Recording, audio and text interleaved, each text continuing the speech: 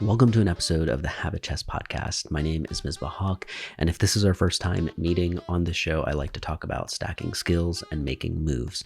In this episode, I'm excited to share what I've learned from reading the book called Range: Why Generalists Triumph in a Specialized World.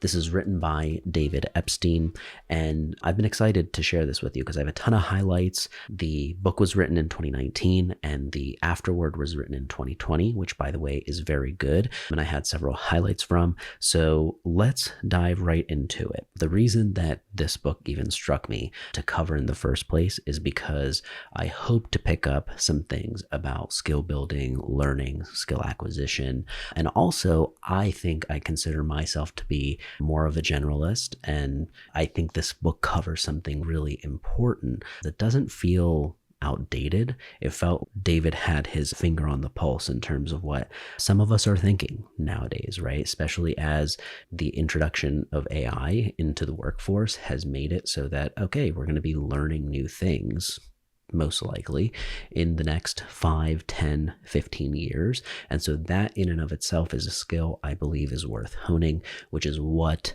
this show has been inspired by.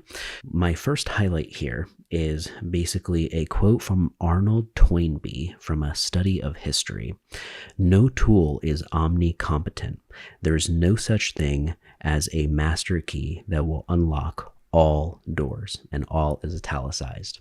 The reason that I like this quote is because it was a great reminder to me of a mistake that I feel like I made in my early 20s and my late teens as well, was thinking that there was this one answer, there was this one hack that was going to lead to everything, it was going to solve everything. And in many cases, that's how I approach bottlenecks today, but I'm aware enough and experienced enough now to know that, hey, it's often a combination of 100 different things, right? Or several moving parts that account for some of the successes that you see and that you read about, right? Often in many cases, even in very personal podcast interviews, if you're studying somebody like Kevin O'Leary or whatever, right? Okay, let's dive into his background. Okay, he might still only reveal to you a few key interesting moments that make for good podcast content, right? You are getting more truth than you might maybe when that's being framed for something like a social media clip. But I still feel like a lot of the content that's out there can lead us to believe that there is one answer or one way of doing things. And I don't think that's the case. And it's really good to know that because it lessens the pressure. It's the way that my wife and I were talking about this. It's like a 401k or any type of investing, right? Where you can't just invest a little bit into it and check back in like something is going to change 2 months later. It's like a combination of a ton, like years and years of investing that then eventually lead to the rewards that you want. You can't really point it back to one particular investment that did it all for you, maybe, right? So anyways, that was one that stood out. Let's dive into my next one. Eventual elites typically devote less time early on to deliberate practice in the activity in which they will eventually become experts. Instead, they undergo what researchers call a sampling period. They play a variety of sports, usually in an unstructured or lightly structured environment. They gain a range of physical proficiencies from which they can draw. They learn about their own abilities and proclivities, and only later do they focus in and ramp up technical practice in one area. I found this to be an interesting theme in the book. Athletes and musicians were studied. There's tons of research and stories and things like that in here to support this theme, but it's the idea of late specialization, right? It reminded me of something that I learned at a USA weightlifting certification years ago, where we were studying kind of the development of youth athletes, and especially in a sport like Olympic weightlifting, starting young in a place where worldwide countries are starting kids at 5 years old, right? What does that training look like from 5 to 12 maybe before you, and then 12 to 16, right? Because oftentimes if a lot of these athletes are competing at a world-class level, it's usually happening in their late teens or their early 20s, right? So that development and how you think about even Olympic training was something that was interesting. And a big part of what I was surprised by, I was expecting that, hey, oh yeah, there's a ton of, you're going to do snatches and clean jerks, the two main movements. You're going to drill that a lot. It actually wasn't the case. It was the opposite. It was do a lot of different things, right?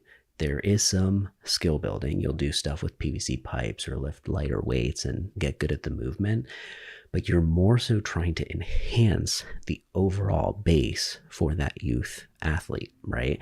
So their balance, right? Their strength, their endurance. And a lot of that surprisingly is achieved through play, right? And tinkering and playing ultimate frisbee with your friends, playing basketball, right? Then having maybe soccer practice, like having a diverse amount of activities was something that showed in the USAW certification, but also reminded me of this sampling period that they're referring to. I feel like a lot of people miss out on and over in this book. As you listen or read, you get to basically hear David Epstein talk about, don't fall for this myth of, okay, the Tiger Woods theory, right? If you start with a golf club in your hands at 3 years old, like that's going to make you the best. In many cases, this finding was interesting, where being exposed to a lot of general activities at first allows for specialization to happen later when you want to. And that's not really something that you would expect, right? We're wired to think that if you just specialize from day one, those people end up successful. And I think if you want to dive into the studies and stuff like that in here, there's tons of research that David Epstein has compiled together. David Epstein would consider himself to be a science writer. I found that to be really nice. I'm not going to be quoting every single study and doing all that unless it was included in my highlight. So I recommend that you check out the full book if you would like to dive into that, which, by the way, I included the links for that in the description below. Here's another quote. I found a raft of studies that showed how technological inventors increased their creative impact by accumulating experience in different domains compared to peers who drilled more deeply into one. They actually benefited by proactively sacrificing a modicum of depth for breadth as their careers progressed. There was a nearly identical finding in a study of artistic creators. I guess I just felt so heard reading this book, because I found myself to be somebody who really enjoys learning from other disciplines, adjacent disciplines, bringing concepts from different industries that I know that my peers or competitors are just not paying attention to. And it's cool to see it be acknowledged that it is worthwhile, because that's something that I had to focus and believe that it was, particularly for me. And I didn't think that it was the case for a lot of people, but clearly when there's a book like this around it, there are tons of people who are feeling this or in the same boat, which is really cool. I dove into work showing that highly credentialed experts can become so narrow-minded that they actually get worse with experience, even while becoming more confident, a dangerous combination. And I was stunned when cognitive psychologists I spoke with led me to an enormous and too often ignored body of work demonstrating that learning itself is best done slowly to accumulate lasting knowledge, even when that means performing poorly on tests of immediate progress. That is the most effective learning. Looks inefficient. It looks like falling behind. This was a game changer for me, because he goes on, there's another highlight that is sticking out to me here, where he references how they tested that people who did retain information short term, of course, would perform on the quizzes and tests that would come their way. But when 8 years later, you would look at the same group and be like, hey, what do you remember out of this? And you gave them the same quiz. It was the opposite. The people who performed worse actually performed better the second time around 8 years later. So I found this to be really fascinating, where this signals another theme in the book, which is the tinkering, meandering, experimenting. This all takes time, and that's why it's slow. So this reminded me of Netflix murder docs, right? Where you have a homicide investigator or the person who is putting together the documentary. It's like it took them years of committing their life to this thing. And it was very slow, I'm sure, to uncover new information or to sort through boxes and boxes of information like lawyers sometimes have to go through, right? So it was just interesting to me. It's like there is this obsession that even I have, right, with efficiency. But at the same time, when things are learned slow and it feels like you're the only one that's falling behind and everybody's learning so much faster, everybody's growing so much faster, it can really trick you, right? You can really get tricked into being like, oh, I'm doing something wrong here. When in fact, it is great to know this piece of context that, hey, if you're learning slow, especially if this is something you want to be lasting knowledge, right? Years and years later, you want it to stick with you. You want it to turn into a skill. I think that's important to keep in mind. And it's encouraging to see. Overspecialization can lead to collective tragedy even when every individual separately takes the most reasonable course of action. The challenge we all face is how to maintain the benefits of breadth, diverse experience, interdisciplinary thinking, and delayed concentration in a world that increasingly incentivizes, even demands, hyper-specialization. This is a core part of the book here, right? It's like in a world where we are continually being told, get good at one thing, be great at one thing. That's what leads to all the money, all the success, the best jobs, the best careers. There is some truth to that, and that has been maybe traditionally true, but it's interesting to see the other side of it. And it's nice, I think, to hear the author mention that this is the case in our world, and this piece of context is kept in mind when going throughout the rest of the book. Whether or not experience inevitably led to expertise, they agreed depended entirely on the domain in question. Narrow experience made for better chess and poker players and firefighters, but not for better predictors of financial or political trends, or of how employees or patients would perform. In wicked domains, the rules of the game are often unclear or incomplete. There may or may not be repetitive patterns, and they may not be obvious, and feedback is often delayed, inaccurate, or both. I thought this was an important piece to keep in mind, just because this doesn't just mean for like a special type of surgery that you might need, that you want the most general doctor, right? That's why certain specialists exist. And it dives into stories around that, but it also exposes the funny side of it, right? Where specialists become so specialized sometimes that it's, are you a left ear doctor or right ear doctor? So I only work on right ears, right? I don't deal with the left side. So it's something that is a joke, but also is pretty serious in the real world. If you know somebody who's ever experienced health issues and has to go through the system, it's funny how people you think would have all of the answers actually don't. They just do for a very specific and narrow thing, which sometimes reveals itself as you talk to them more. Oh, this was pretty cool. In playing computers, he recognized what artificial intelligence scholars call Moravec's paradox, which is machines and humans frequently have opposite strengths and weaknesses. This is really cool because in a world where we are preparing for AI to be doing a lot, to be very rapidly changing how we work, how we live, how things just operate, you hear a lot about all of the things that are going to be replaced, right? Like humans are going to be replaced. A lot of creative work might be replaced, but it's interesting when you look at this line, right? Machines and humans frequently have opposite strengths and weaknesses. And so this is cool because you look at ChatGPT or something, right? It's like it can inhale a lot of information, but there's still this type of judgment, right, that humans have that we want, right? The workforce doesn't fully trust letting ChatGPT run multi-million-dollar ad campaigns and things like that, right? It can play a role, but we still need a human in charge. And so it's interesting to begin to identify what are those strengths and what are those, not that Sam Altman has all the answers, but I found it interesting when he said that something to begin getting good at, or what in the future, what we'll need to be good at, is having good ideas, having more ideas, right?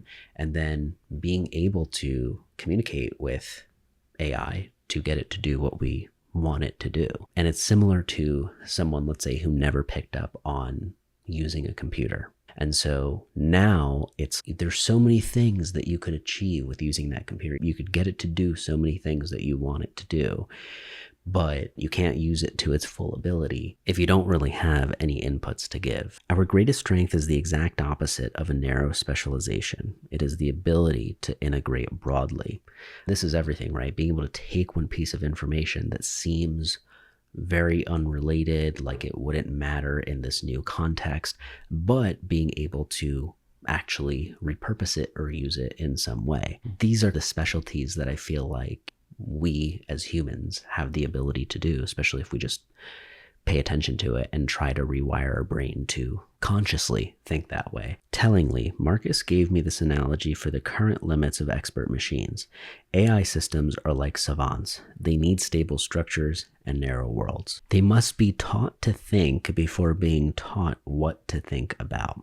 And this is the argument in schooling, right? It's like we're told about every single thing around what we should be thinking about, but nobody really ever teaches you how you should approach. You might get lucky and have a teacher or two that gives you advice on this. I remember an English teacher who gave me something super useful that has stuck with me all these years later, but it's not normal practice for that to be something that's being taught, right? Helping each person discover how they think, how they learn, what their strengths are before they move on to being like, hey, what do you want to specialize in? Like, we're asking people very early on, what do you want to be when you grow up? Lock into thinking about something before you're even taught around how to think about it. The more constrained and repetitive a challenge, the more likely it will be automated, while great rewards will accrue to those who can take conceptual knowledge from one problem or domain and apply it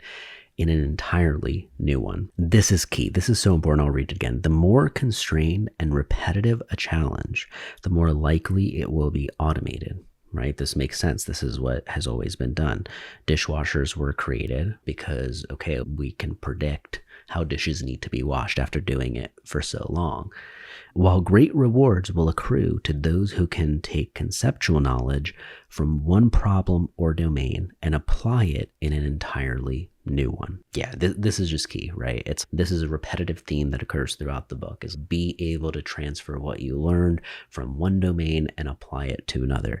That was valuable, is valuable, and will continue to be even more valuable. Cornell was explaining the concept of desirable difficulties, obstacles that make learning more challenging, slower, and more frustrating in the short term, but better in the long term. This was important because it goes on to show how struggle actually is very important for learning rather than just the feeling of success, right? So getting a bunch of hints is not something that contributed to good results, right? Versus letting people sit with problems, letting them actually chew on it. And the little agitation or frustration that you get sometimes, right, is a healthy dose in terms of ingraining some of that learning. And what, it sucks. It's like working out. You're like, this is not going to be fun. It might hurt a little. It might, I might sweat a bit, but it's not going to be comfortable, right? But I know that what I'm doing from this is going to be lasting. It's going to be ingraining something in me, right? It's breaking me down so that it can build me back up stronger. Being forced to generate answers improves subsequent learning, even if the generated answer is wrong. It can even help to be wildly wrong. Metcalf and colleagues have repeatedly demonstrated a hypercorrection effect. The more confident a learner is of their wrong answer, the better the information sticks when they subsequently learn the right answer. Tolerating big mistakes can create the best learning opportunities. This is actually something that I learned about years ago from somebody else who was like, when you're talking in conversation with somebody, it can be helpful to actually take an assumptive guess at what they mean or what they're feeling, right? Even if you're wrong what that participation can sometimes do is, one, make the person feel like, oh, you're engaged, you're interested, right? But two, even if you are wrong, it gives them an opportunity to correct you. It gives the person you're speaking to an opportunity to clarify what they're thinking, right? And often people aren't mad when you make oh, this is what I'm getting from what you're saying. They're often excited because it gives them a chance to clarify or go a little deeper on what they actually mean. Similarly, it's interesting here where the more confident a learner is of their wrong answer, the better the information sticks when they subsequently learn the right answer, which is really just saying here, if you can take shots, you can be bold and be confident in your decisions, informed decisions, hopefully, even if they are wrong, taking those shots is better than tolerating big mistakes can create the best learning opportunities. This line is interesting because you're seeing this happen across tons and tons of A players, A class organizations, right? Mr. Beast, for example, in his leaked memo, one of the things that he said is, each big person that you see on the team here has cost me probably $1 million at one point. And I have never, you can ask them, I've never held it over their head, right? And so making mistakes is okay and is important to him. And he's like, genuinely, sincerely, it's okay to make mistakes. And in many places, like I think even Amazon, right? If you're not making mistakes, that's a signal for like you're not taking enough risks, right? This should hopefully lower the barrier a little bit in terms of the weightiness of being bold in a decision, right? Being bold and choosing an answer, taking a shot at it, hopefully. So I found this one to be pretty encouraging. Space between practice sessions creates the hardness that enhances learning. One study separated Spanish vocabulary learners into two groups, a group that learned the vocab and then was tested on it the same day, and a second that learned the vocab but was tested on it a month later. 8 years later, with no studying in the interim, the latter group retained 250% more. For a given amount of Spanish study, spacing made learning more productive by making it easy to make it hard. This is the one that I was referring to earlier on. This highlight blew my mind because I noticed this in tennis. When I play tennis, and I remember there were periods where I'm playing 3 times a week, right? Or practicing even every day sometimes for a period. And then when I went to my regular cadence, which is maybe more like once a week, if there were times where I took 2 weeks off, that happened a handful of times, I would notice, I would be like, oh man, I'm gonna suck today, right? It's gonna feel like so off. I'm gonna feel rusty. I would actually play better in many cases. And I had a feeling, I didn't take a break completely from working out altogether, but with something like tennis in particular, where I think there's hand-eye coordination, there's a lot of new skills and technique and things like that being built, it helped to do what this is saying, which is having spacing to be able to increase the hardness or whatever of the things that you're learning. So I don't know, it's crazy, right? 8 years later, with no studying in the interim, the latter group retained 250% more. And this is coming back to that point earlier where sure, you might perform better on a short-term thing, but in terms of lasting knowledge, what actually matters. And yes, it's not saying don't practice, don't do tennis more often than once a week. It's like you, in many cases, if you are an athlete or you're preparing for a match or something, like you might be having to practice more often where you don't have as much spacing. But I find that if you're obsessive like me with certain things, you don't give it a chance to have any spacing. If you're wrestling with a problem, you're building something, you might be in the mentality of all in, let's work on it till it's done. But in many cases, even it's shown like 10, 15 minutes of spacing can help in terms of giving you a fresher look at things, more energy, all of that good stuff that we're going after. So anyways, next one. Iowa State researchers read people lists of words and then asked for each list to be recited back either right away, after 15 seconds of rehearsal, or after 15 seconds of doing very simple math problems that prevented rehearsal. The subjects who were allowed to reproduce the lists right after hearing them did the best. Those who had 15 seconds to rehearse before reciting came in second. Okay. The group distracted with the math problems finished last. Okay, that's what you would probably assume, right? Later, when everyone thought they were finished, they were all surprised with a pop quiz. Write down every word you can recall from the lists. Suddenly, the worst group became the best. Short-term rehearsal gave purely short-term benefits. Struggling to hold on to information and then recall it had helped the group distracted by math problems transfer the information from short-term to long-term memory. The group with more an immediate rehearsal opportunity recalled nearly nothing on the pop quiz. That's insane. Repetition, it turned out, was less important than struggle. This is just such a game-changing couple paragraphs because of it reminds you to be like, okay, what is successful, right? Is successful being great on that immediate short-term test? In some games, in some cases, maybe it is, right? But then it's like when you look at what is successful, if you look at it in the context of just expanding it by, what was it after? I think it's just interesting to look at what is successful, right? If you look at it in the context of this short-term test, you might go, oh yeah, of course, those kids, like the people who scored the best there, they succeeded, right? But then if you widen the frame just a tiny bit, right? If the goal is actually a little more than that, it's to remember that information, retain it, and then be able to apply it to something. It's okay.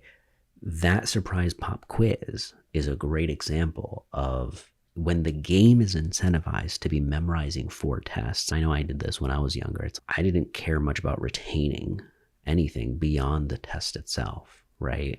Until maybe finals or whatever came around, and then it's okay, fine, let's get all that information back. But still, it's those incentives. I feel it's very common in elementary, middle, high school, where it's creating a system that incentivizes learning for the short term and not, even though what we're really ultimately preparing for is the long-term learning and the skill transfer that we want into other things, that's not actually being reflected in terms of the types of games that are being played on a mass level. And then of course, this last line, repetition, it turned out was less important than struggle. So again, this concept of struggling, being able to chew on something, being a little frustrated, being a little wrestling with a problem is more important than repeating something that seems easy just to get more practice and more reps in because you have more volume. So just because it's easy and you do more may not yield the same results as being able to struggle with certain things, right? Which in this case was the math problem, distracting yourself, thinking about a totally different problem to make it a little bit harder and then dive back in, which again, let's go back to another line, make it easy to make it hard. That's another core theme of this book is in whatever you're trying to improve, whatever skill you're trying to build, acquire, or stack, how do you make it easy to make it hard? How do you create a game structure to do this? I remember when I was really obsessed with, stand-up writing and joke writing, I would create all of these different games. Some I heard from other comedians and some I would morph into my own way of being able to practice some of these things, right? Giving myself time pressure, giving myself, okay, come up with 10 ideas in this many minutes, right? Those are all ways for you to, in little ways, you're making it easy for yourself to make it hard and give yourself access to that struggle. As with making connections, questions, Richland studied, it is difficult to accept that the best learning road is slow and that doing poorly now is essential for better performance later. It is so deeply counterintuitive that it fools the learners themselves, both about their own progress and their teachers' skills. As with making connection questions, Richland studied, it is difficult to accept the best learning road is slow and that doing poorly now is essential for better performance later. It is so deeply counterintuitive that it fools the learners themselves, both about their own progress and their teacher's skill. Demonstrating that required an extraordinarily unique study, one that only a setting like the U.S. Air Force Academy could provide. That was also, by the way, a great section, but it's too long for me to cover. But I think that paragraph I just read did a good job summarizing that theme, right? We have to make a conscious decision sometimes with skills that we're building. Do we want the prestige, right? Do we want to look good in the short term and have the high test score? In some cases, that might very well be the smart choice, right? Or do we want to do poor now so that we can perform better later, right? And this is the concept of delayed gratification. This is the whole investing concept that I referred to earlier, where it's the ability to begin to come to terms with this concept, which is why I love how much research, how many stories that David Epstein has put together in this. And of course, I can't cover all of that in this episode, which is why I urge you to read the book if you have been enjoying this so far.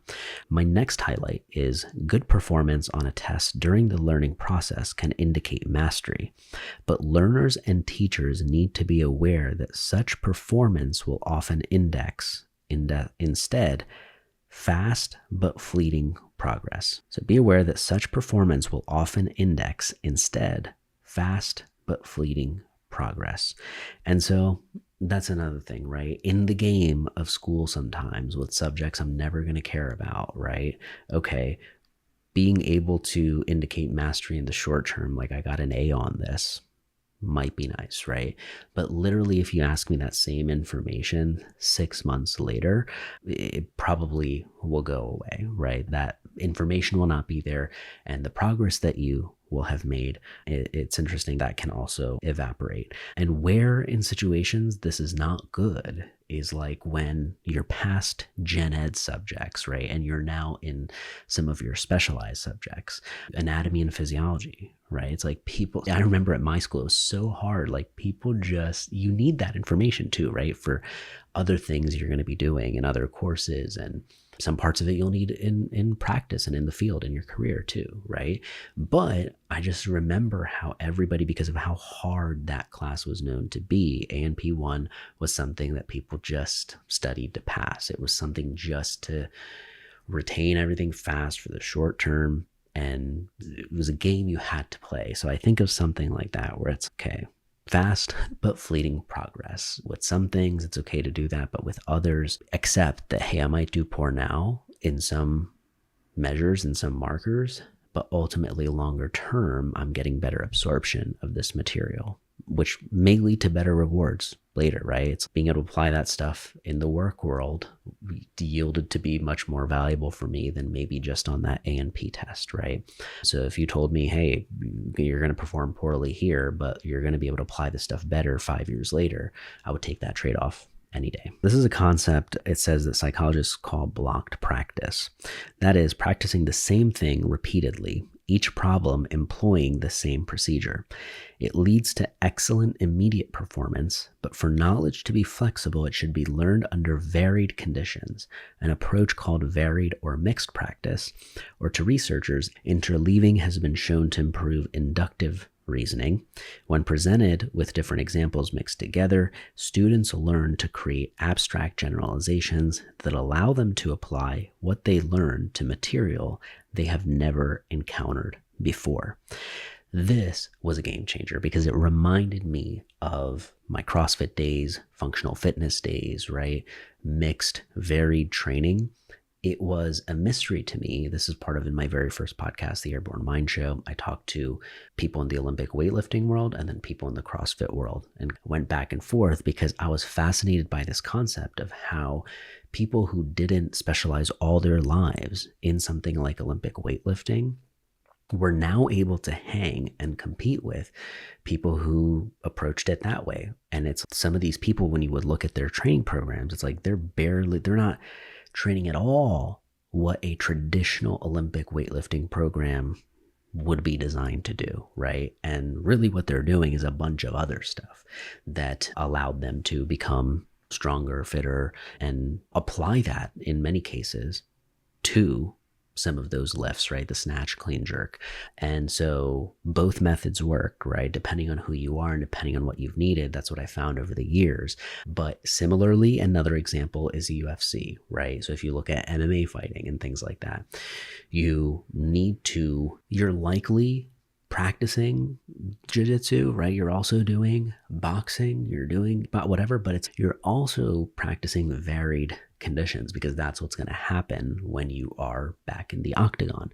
And so I thought that this was really cool, because I do remember from those days, especially in that training styles, you did feel prepared for anything, right? It's like you're so used to different combinations and demands on your body, demands on your brain and on your skill, that it's like, all right, what else do you have to throw at me? And you being able to basically, let's say the skill that you want to get good at is, pull-ups, right? Being able to do pull-ups in varied conditions, when it's paired with box jumps, or when it's paired with wall balls, or when it's paired with another weighted exercise like presses or something like that.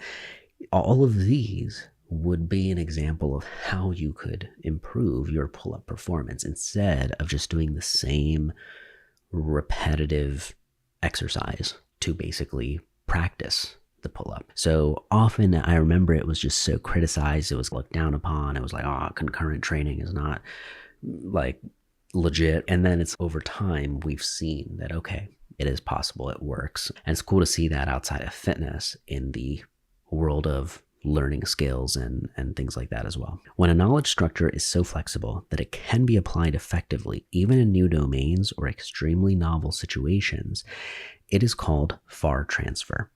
And again, this is like the coolest thing, right? Is when you can tap into something that you've learned, you remember vaguely when you were like 13 years old, right? You may have read in a book, heard it from a friend or a teacher, and you're able to draw upon that and apply it to a completely new situation. That feels good.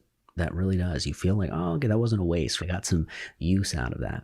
And I've gotten to experience that over the years, where just certain information I picked up learning things, when I encountered the problem, it may be years and years later, I had a little signal in my brain like, whoa, do you remember that? Like, I remember learning like this is the exact same situation. This is the thing I learned about. So it's exciting to be able to recall upon those things and be able to apply it in new contexts, which hopefully is not scary to if you are a specialist, right? It's exciting to you because you're able to apply things in new contexts, which I think can make learning fun. It can make skill stacking and skill acquisition even funner.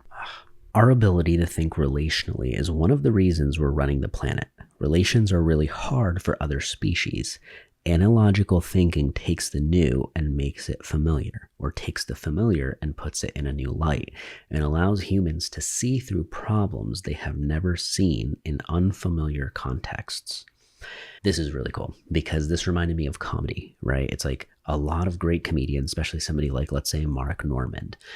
He has a style that is very metaphor heavy, right? He makes a lot of analogies and metaphors, and it's really funny, right? A lot of comedy is comparing things to one another in very different contexts. And so Mark Normand is a great person to check out if you want to see that in action. But it is really cool to see, again, this concept of giving it language, right? Analogical thinking and thinking relationally, right? These are two things that we've been able to do to solve very crazy, simple problems, right? When you see a dish drop, like about to drop, okay, in your kitchen, whoa, go try to catch it, try to stop it from falling, right? If you saw that same situation happen, it wasn't a plate though. This time it was a glass. And this time it was at your friend's house. And this time your elbow happened to knock it over versus however the plate fell before. That is another situation, right, where us humans have the ability to go, oh yeah, catch the glass. This is similar to that other time. And it's cool that all this stuff happens automatically for all of us. Like, we don't have to consciously all the time think about it this way. And we're still building and acquiring these skills. Oh, I love this section because if you are a founder, you're aware of Y Combinator and Paul Graham and his essays, his brilliant style of writing. It was cool to see him quoted here.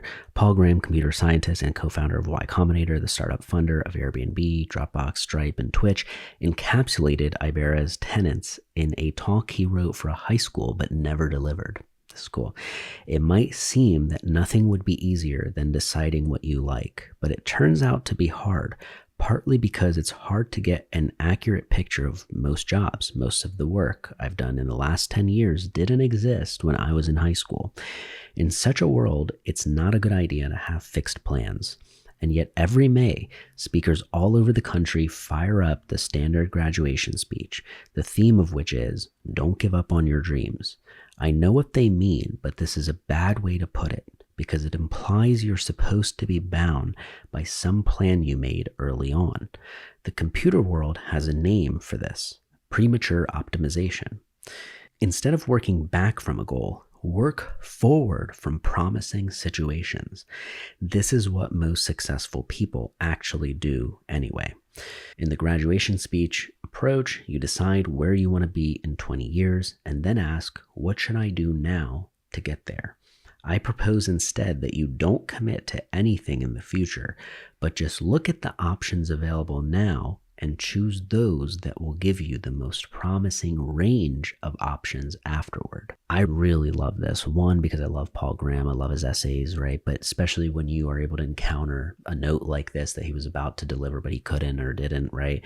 I find it very cool that this revealed itself in this book, because I definitely consider myself to be somebody who is prone to thinking out like that, right? 20 years, what do I want things to look like? And I think there's a term for this too, especially when in your early 20s, if you feel like how I did, I need to solve this. I need to solve this problem. It's like time is running out. It is way more relaxing and way more enjoyable, way more fulfilling, and also being able to produce a higher quality of work along the way. So there's two models here that they're referencing, right? The plan and implement model, which is the traditional way of doing things, the graduation speech approach, or the test and learn model. I really like the test and learn model, obviously, that it's referring to here, which is basically focus on everything that you have available in front of you right now and do what, in your opinion, gives you the most range for the future. And this allows you to let go. It's like, all right, once I've identified what the range is here,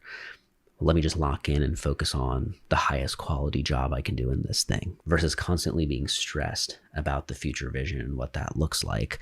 Because I think doing this also is what allows for the serendipity and unexpected things to happen, which are things like that are sometimes way better beyond our imagination, right? That you couldn't even have dreamed up in many cases. It reminds me of, honestly, podcasting. My first podcast, The Airborne Mind Show, was able to do that for me, right? It created so many opportunities that I never could have planned. And that happened because I was just focused on doing each episode well, because I knew people were listening. I knew they were with important guests. I wanted to do a good job. And I just felt good about it. I believed in what I was doing. And just doing that felt foolish at times, because I was like, what is this leading towards? Is this going to make money? What's going to happen? But it did lead to all of those things in ways that I could have never expected. And so I really like that, because I knew on some level that this gave me range for opportunities and things to happen. I just didn't know exactly what those opportunities would look like or what they would be. And super, super interesting way to remember that. Plan and implement versus the test and learn model. Okay, the more information specialists create, the more opportunity exists for curious dilettantes, I think that's how you pronounce it, to contribute by merging strands of widely available but disparate information. Undiscovered public knowledge, as Don Swanson called it. And then a paragraph later, it isn't just the increase in new knowledge that generates opportunities for non-specialists, though.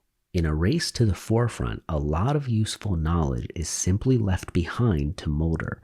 That presents another kind of opportunity for those who want to create and invent, but who cannot or simply do not want to work at the cutting edge.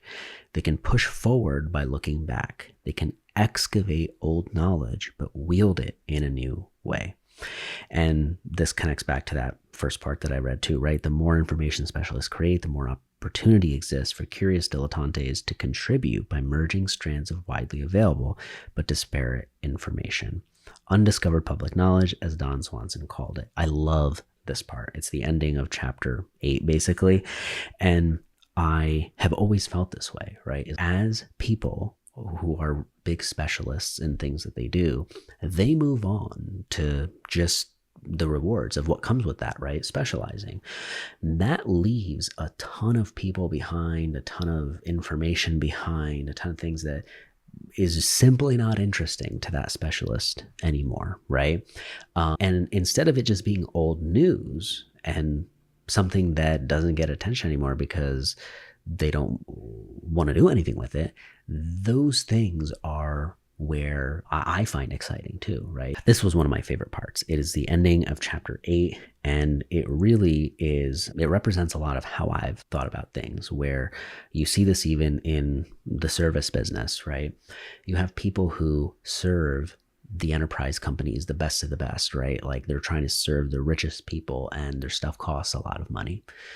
It creates demand, okay? But what this does is you also have a ton of people where they're not eligible, right? They can't actually afford the enterprise level service or whatever that you might be offering.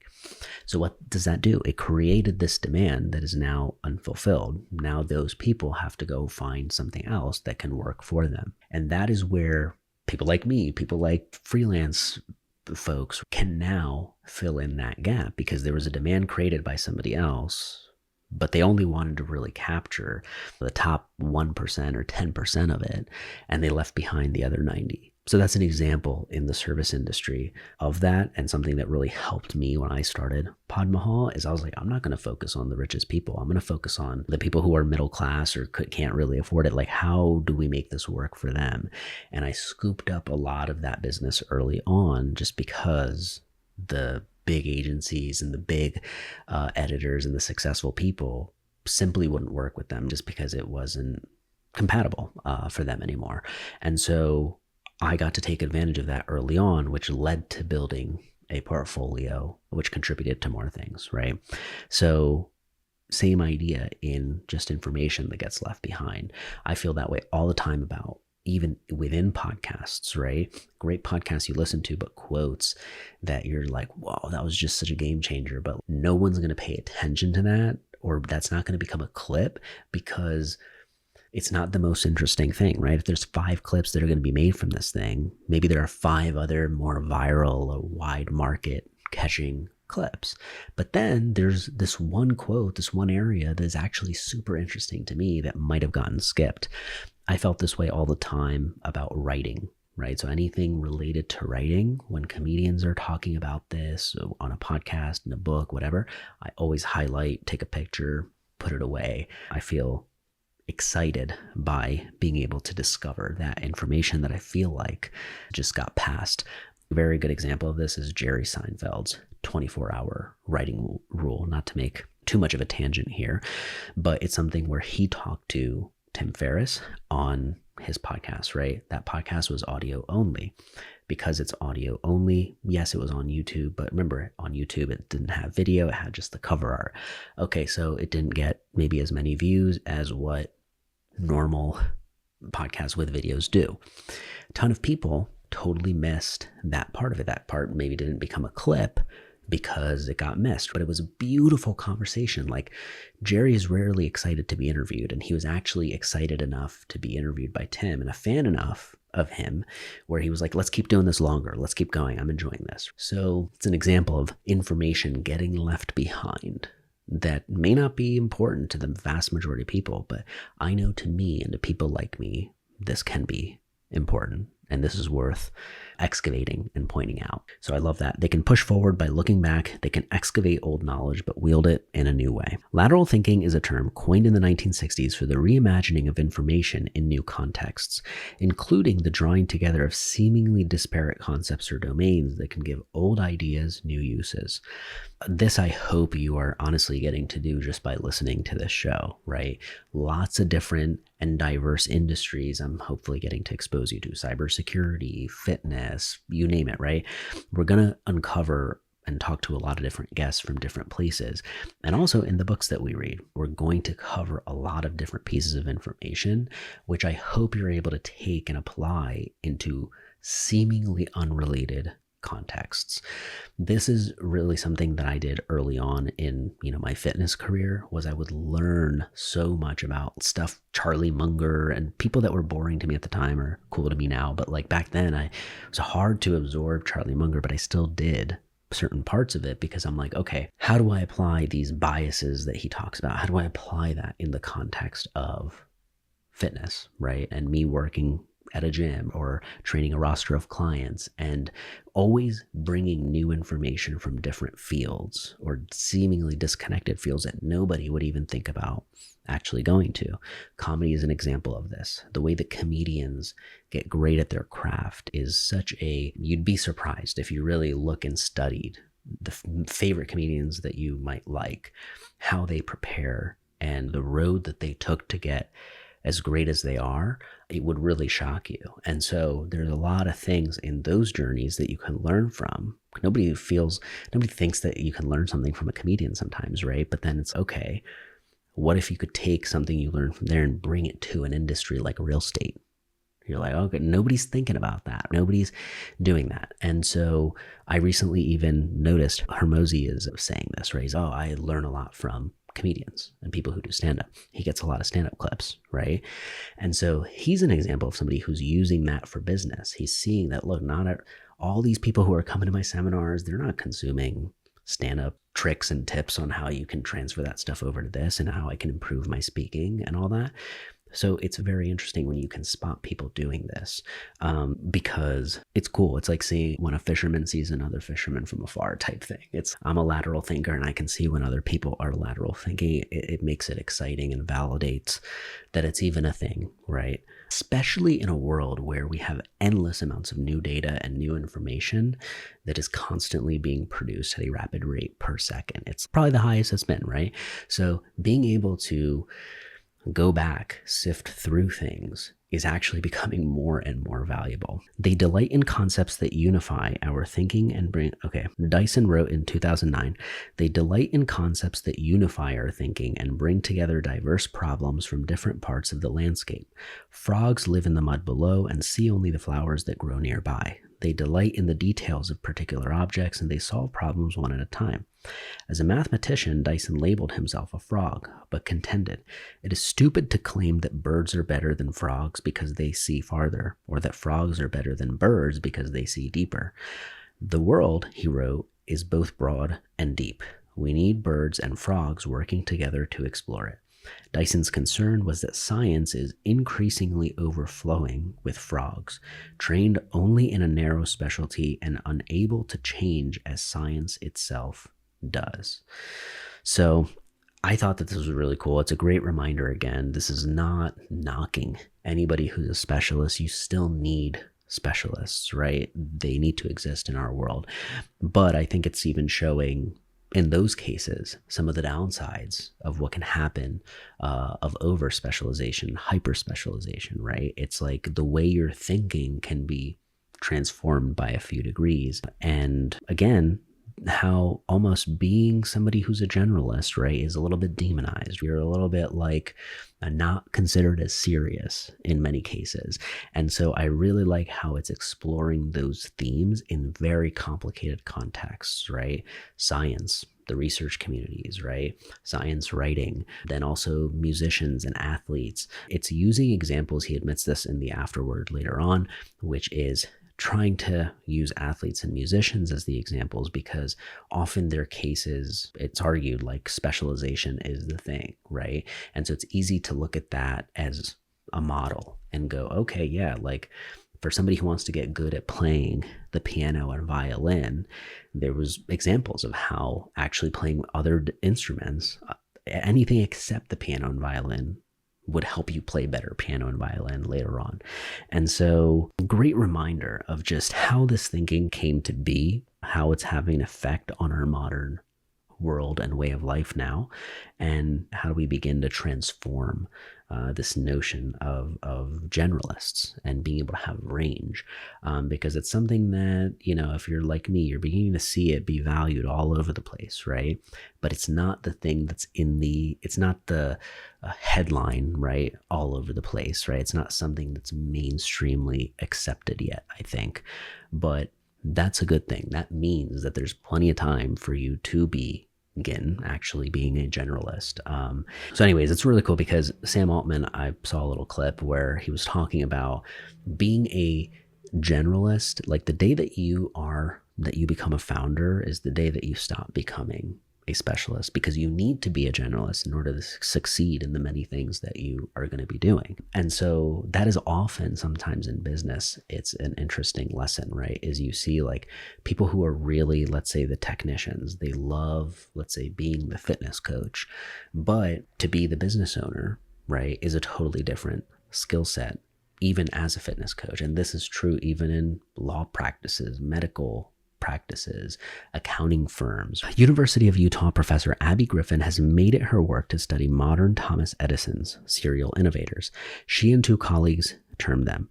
Their findings about who these people are should sound familiar by now. High tolerance for ambiguity, systems thinkers, additional technical knowledge from peripheral domains, repurposing what is already available, adept at using analogous domains for finding inputs to the invention process, ability to connect disparate pieces of information in new ways, synthesizing information from many different sources. They appear to flit among ideas, broad range of interests. They read more and more broadly than other technologists and have a wider range of outside interests. Need to learn significantly across multiple domains. Serial innovators also need to communicate with various individuals with technical expertise outside of their own domain. Get the picture? And I really thought that this section, I wanted to read all of those 10 whatever terms to you, because that's the picture that is associated with some of these people that we consider really great, like the Thomas Edisons, right? Like he had to go through a lot of failure, a lot of struggle before the one thing that actually worked. But when that one thing worked, it was earth-shattering, right? It was so game-changing that we didn't even look at him as we don't even think of him as somebody who's like a failure, right? But maybe people that grew up with Thomas Edison, if you think about that, it's a funny thought. It's like his friends, his peers, they probably thought he was a failure until that thing happened. You know what I mean? So it's just an interesting thought experiment there. Skillful forecasters depart from the problem at hand to consider completely unrelated events with structural commonalities rather than relying on intuition based on personal experience or a single area of expertise. So this they call like forecasting, forecaster training, whatever. But I like this concept because I do it all the time. It's like context mapping, right? How do I take this context that I'm in and try to reconstruct it in a totally different context? As I got to work with some people in the real estate industry or the construction industry, right? It's like I would sometimes look at my own problems in my world of media and marketing and see how would this be solved in that world? Exposing yourself to that kind of context mapping can stretch your brain, I think, and allow it to view new solutions. To recap, work that builds bridges between disparate pieces of knowledge is less likely to be funded, less likely to appear in famous journals, more likely to be ignored upon publication, and then more likely in the long run to be a smash hit in the library of human knowledge. And so again, this drives home that idea of like, in immediate short-term gains, this might seem better, right? It might seem more valuable. But in many cases, that thing, look at it from a longer term perspective, doesn't make sense, because some of these things that get ignored, especially in the science community, they're some of the smartest people that we believe are around, right? And yet they're still playing these games that revolve around human nature, around this is more likely to be funded, this is not worth studying, the more this stuff is connected, there's no reason we should be doing this. It's like that.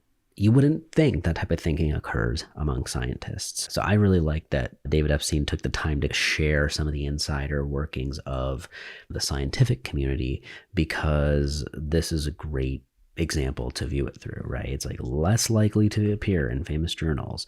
Things that should be looked at, things that are connected, are just not being studied, right? Because the scientists are playing games that revolve around human nature, just like we all do. At its core, all hyperspecialization is a well-meaning drive for efficiency. The most efficient way to develop a sports skill, assemble a product, learn to play an instrument, or work on a new technology. But inefficiency needs cultivating too. When you push the boundaries, a lot of it is just probing. It has to be inefficient. Casa Duvall told me, when you push the boundaries, a lot of it is just probing. It has to be inefficient. Casa Duvall told me, what's gone totally is that time to talk and synthesize. People grab lunch and bring it into their offices. They feel lunch is inefficient, but often that's the best time to bounce ideas and make connections. So a line here that I want to dissect, right? It's the efficiency part. That's so true. Everything is revolved around being able to produce more, do it faster, right? But if you take that a little too far, you and I, we've both probably been there, right? Where focusing too much on efficiency, too much on productivity can lead to not appreciating the tiny things that can actually yield something bigger than you ever imagined, right? Which is oftentimes when you're doing the dishes or when you're taking a shower, like ideas hit you, right? Because you're not thinking consciously about some of this stuff. It's working, it's marinating, it's having that time that it said earlier, like spacing, right, for hardness. And I feel that way similarly, the way it's describing about people grabbing lunch and looking at that as inefficient or whatever. That is true, right? That is something that feels like a waste of billable time in many cases, but it often is the place where ideas are being marinated, even when on the surface it doesn't look like it's doing so, right? So when I began to write and speak about data indicating that athletes who go on to become elite are usually not early specializers, the reactions, particularly from parents, reliably fell into two categories. One, simple disbelief, can't be true. And two, so in one sentence, what is the advice? What one sentence of advice can encapsulate the embrace of breath and the journey of experimentation that is necessary if you want, like Van Gogh. And so that's a bookmark, right? We'll get back to that. But the next quote is, creativity researcher Dean Keith Simonton has shown that the more work eminent creators produce, the more duds they churned out, and the higher their chances of a supernova success. Thomas Edison held more than 1,000 patents, most completely unimportant, and was rejected for many more. His failures were legion, but his successes, the mass market light bulb, the phonograph, a precursor to the film projector, were earth-shaking. And so this I thought was also really cool. We referenced this a little bit earlier around how, yes, doing more volume will lead to bad stuff in the short term, right? So an example is this. If you post once a day on social for 30 days, right? That might not actually lead to great results in the short term, right? Or the best work, because you're like, oh, I'm no longer just focused on the best post now. It's the best post that I can make before I have to do the next one for the next day, right?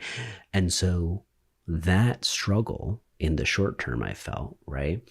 In the longer term, when you broaden the lens 3 months, 6 months, that stuff actually pays off a lot more, and there's more surface area, more chances for what it's saying, right? A supernova success, something that is more successful than the others. So with creativity, that was cool to see was that with the more eminent creators, the more work that eminent creators produced, the more duds they turned out, and the higher their chances of a supernova success. So it's something that's important to acknowledge. Yes, that's a normal part of the process, right? It's like the more work you're going to produce, there will be more bad stuff.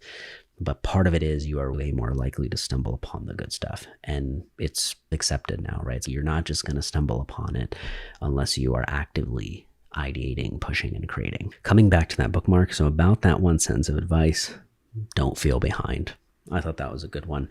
Yeah, that is the core 3 words here, because in every situation that we've discovered so far throughout this book, when you go out and face this stuff in day to day, it's very easy to feel behind, right? Especially when you see a lot of fast success, people rising really fast. And a way for you to reduce that FOMO is hopefully knowing some of the information that we discovered today, right? And how the inverse is often true longer term when you broaden things out a little bit. So Don't feel behind. Approach your own personal voyage and projects like Michelangelo approached a block of marble, willing to learn and adjust as you go, and even to abandon a previous goal and change directions entirely should the need arise. Research on creators and domains from technological innovation to comic book shows that a diverse group of specialists cannot fully replace the contributions of broad individuals.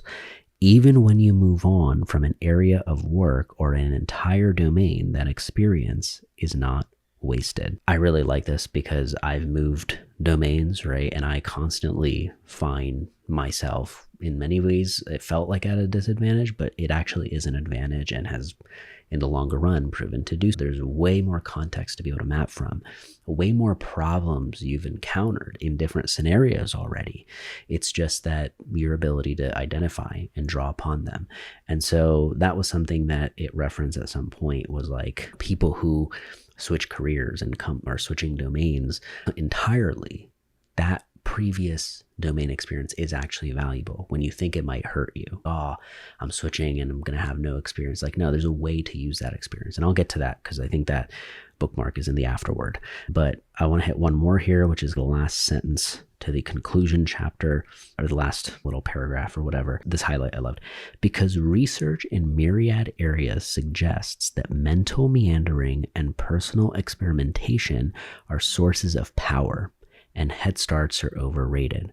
As Supreme Court Justice Oliver Wendell Holmes wrote a century ago of the free exchange of ideas, it is an experiment as all life is an experiment. So yeah, that core feeling of exploring, taking time, being slow, this idea of meandering and personal experimentation are all things that, as we live in a world that demands more and more specialty, right? You begin to feel like, oh, I can't meander. I can't have any personal experimentation.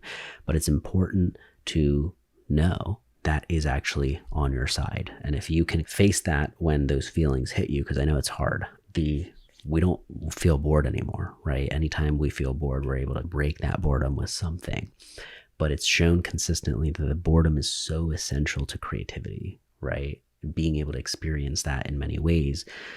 And boredom takes time, right? Because you got to give yourself a little bit of time to be bored. And by definition, when you're doing that, you'll feel inefficient, right? And so I think this book really did a good job of kind of exposing that relationship that I think with efficiency, with improvement, and how much struggle is a part of that, and how struggle comes with things taking time, things not working, things failing. I want to give you a couple more that are in the afterword here, because I was surprised at actually how many quotes or how many highlights I was able to capture here that I resonated with in the afterword. And what I think it's cool, it says it's the afterword to the paperback edition, which was written 1 year later. So I think 2019 is when the book's written, 2020 is when the afterword was written. So the first one that I highlighted here was Peter Drucker puts it 20 years ago in a prophetic Harvard Business Review article, Managing Oneself. The summary atop the article, which predicts that workers would increasingly have longer and multifaceted careers, reads, "Success in the knowledge economy comes to those who know themselves, their strengths, their values, and how they best perform." This one is so important and I think it applies to almost everybody now, because in one way or another, you are creating things online, or you will be at some point, maybe for business purpose. And so it is important to know if you are on that journey, right? Success in the knowledge economy comes to those who know themselves, their strengths, their values, and how they best perform. This is a theme I have seen over the past 10 years over and over. It is not at all, in many cases, some people that you see rise to the top on certain platforms and certain industries.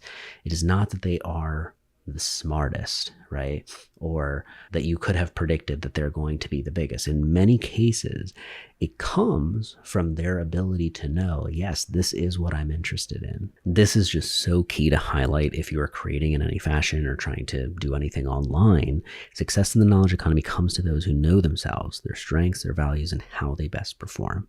If you study the top individuals, top performers, any industry, any genre, right? This is something I think you will see. I have noticed this where it's not that they're better than all their competitors, right? They know themselves so well that they've been able to create their own little corner of the market that can't be touched because of how well they know themselves and that they can stand behind it, right? There's two people could stand behind a motivational quote, right? But sometimes it takes a little bit to put that out there, to stand behind, this is what I believe, this is what I like. And so being able to know little tiny things about yourself, what you like, what you don't like, who you are, is a very important time investment, I think, when you are creating any work, whether you're creating podcasts, YouTube videos, social content. Your content production will be way higher quality if you can invest time into that. What do I actually care about? Because that is something that I think in the knowledge economy is rewarded more than before. It's like you can't just pick things you don't care about, because that shows and it comes through. And even worse, you don't have the endurance to stick with that thing long term enough because you don't really care about it. And we know that this stuff is just like investing. It needs long term time to compound. The refrain was that they believe employers will view their varied backgrounds. Okay, I love this part here. That is often easier said than done. One of the most common questions I received after the hardcover publication of Range came from people who viewed themselves as latecomers or generalists. The refrain was that they believe employers will view their varied background as a liability, so they downplay it. They would ask me how to make it a selling point, or at least not a liability. This hit me hard because it was so relatable. I felt this way when I went from the fitness industry, spending 10 years in that industry, to now transitioning into like media and marketing. It was totally scary because you're like, should I reference stuff that I did before, or is it's gonna make me look like I don't have as much experience? But in many cases, so much of what has worked for me and what is working for me in media and marketing is a direct result of everything from my previous domain and career that was completely different, right? Completely different deliverables, completely different market, service, everything. But there's so many endless lessons that kind of came for me from that I still apply today. And this next part I thought was cool, which in his answer essentially to this common question, it's my experience with the foundation. Applicants who win a scholarship are often those who explain a varied path, including stops along the way that sometimes seem far afield, as a series of lessons and subsequent pivots. I think that is a good strategy to keep in mind. Rather than hiding diverse experience, explain it. I thought this was awesome. It's like anything is explainable, right? And a lot of times it's just, do you have the words to put it in a good light? Do you feel confident in it? Or mentally, are you still feeling like, oh, this is going to hurt me, right? Because that'll affect how you explain things sometimes. And I hope that was encouraging for you if you're in that boat, as to being able to, you can explain a detour as something that seems really valuable to a career now, but it only comes as a result of you thinking about that. Like, why was this detour important? How do I put this into words? That stuff takes some thinking and takes some time, which is worth investing, in my opinion. Okay, which is key to sustainable competitive advantage. According to Gina Dacco, a professor at the University of California, Davis Graduate School of Management, research has established pretty firmly that diverse groups of people are better at innovation and problem solving, but more recent research is finding that diverse career histories within a single person can also benefit performance. LinkedIn research found that nearly half professionals in their database who switched jobs moved to a different industry, up to about 10% from a decade ago, and 60% move to a completely new job function.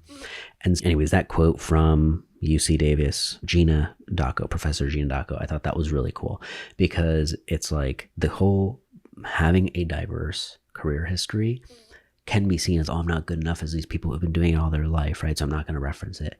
But in many cases, you're missing out because there's so many gems from those disconnected domains that could be brought, and that information could be used in new lights. So again, I just felt so heard and seen with this book. Specialization has benefits, she added, but before specialization comes sampling, the exploration of possibilities that really you cannot know anything about until you try them. Don't confuse the healthy development of a work ethic with the premature commitment to a singular passion. When you get fit, it will look like grit. That is, if you help someone find a good fit, they are more likely to display characteristics of grit. like sticking with something, even if they didn't before.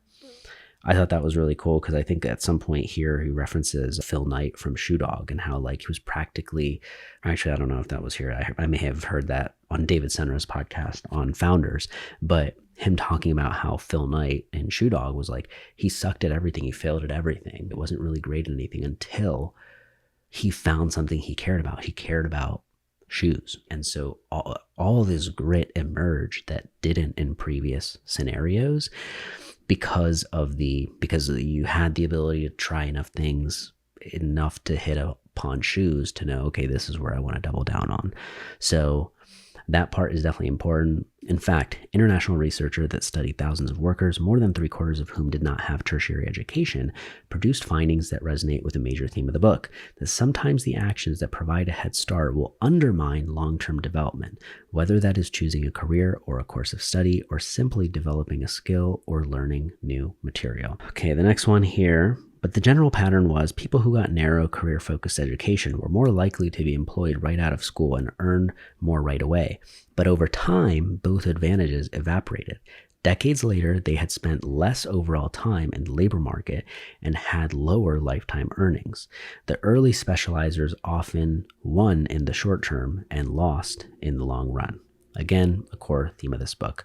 This comparison is consistent with the idea that those with general education are more adaptable to changed economic demands.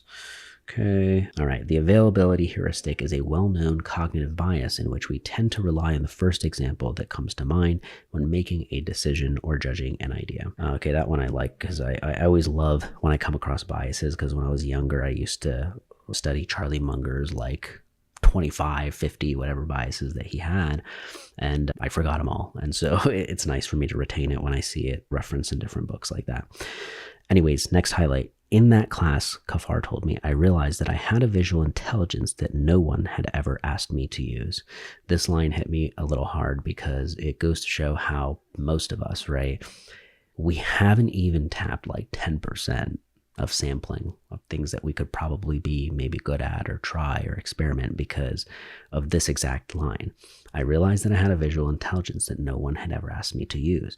No one ever asks you to use it, and it's usually your teachers, your coworkers, your bosses. That only leaves you to be the one who chooses to use it. And if you're not somebody who's doing that, then it's a deadlock. You're not really discovering anything new. You're possibly missing out on something very valuable that you are sitting on. That was cool. And then the last highlight that I have that is in the afterword, it's also the closing of the afterword here, right? He says, I recently came across a quote from Christopher Nolan, writer and director of films like Inception, Interstellar, and The Dark Knight, on finding a next project. For me, it's all about trying new things, he said. If you're going to write, you want to read a lot before you write, without any purpose. Of course, the purpose is to find something that stimulates you, but that you couldn't have known to look for, an interest you didn't know you had. I think I'll take that advice. I love that because this is honestly a way that I read books a lot too. Not the ones that I cover in these episodes, but day to day when I'm reading books, I might go through 4 or 5 different books just to find that one line, one thing I randomly open to that excites me. Some days that happens, some days it takes a little more skimming to get there.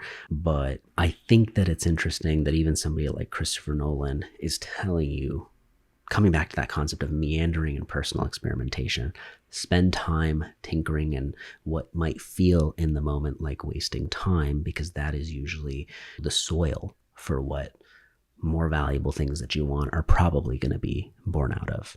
So anyways, I hope this was enjoyable for you. I hope you picked up something.